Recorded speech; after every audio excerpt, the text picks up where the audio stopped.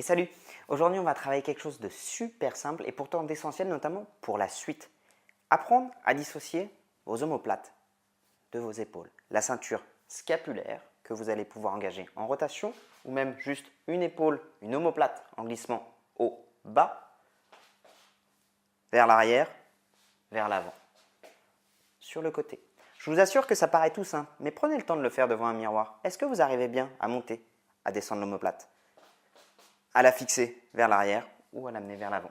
La plupart du temps, je vous assure, les gens se retrouvent comme ça.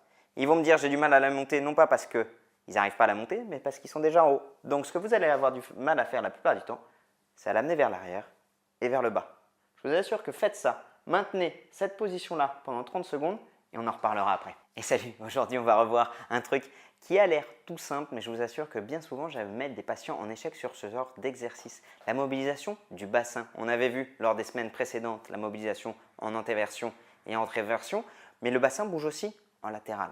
Et c'est important dans la vie de tous les jours d'être capable de dissocier les épaules, ça c'était juste ma cheville qui a craqué, je vous rassure, et le bassin. Donc entraînez-vous devant le miroir à récupérer la bonne mobilité, celle de Beyoncé ou de Shakira, vous allez vous régaler. Et aujourd'hui, encore un nouvel exercice qui a l'air simplissime, mais je vous assure que pour tout mettre en place, il demande du temps et de l'attention. Je l'ai appelé la cigogne, j'avais envie. Alors, on monte les mains le plus haut possible, on écarte, on ouvre la ceinture au niveau des omoplates.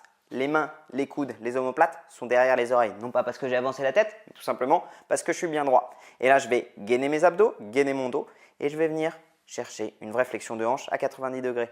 Je maintiens ça pendant 30 secondes. On est super bon là sur du gainage actif des omoplates, du bassin, de la hanche.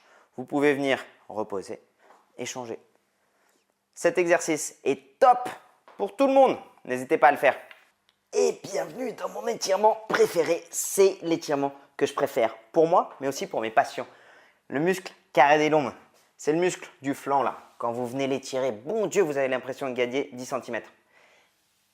Venez mettre la main au-dessus de votre tête, relâchez la tête, le coude au-dessus de l'épaule et vous venez pousser avec la main, sans vous casser la gueule, pour étirer à fond les flancs et vous relâchez. Vous maintenez 30 secondes. Vous penserez à moi, quand vous aurez gagné 10 cm, vous pourrez être aussi grand que moi. Allez, salut!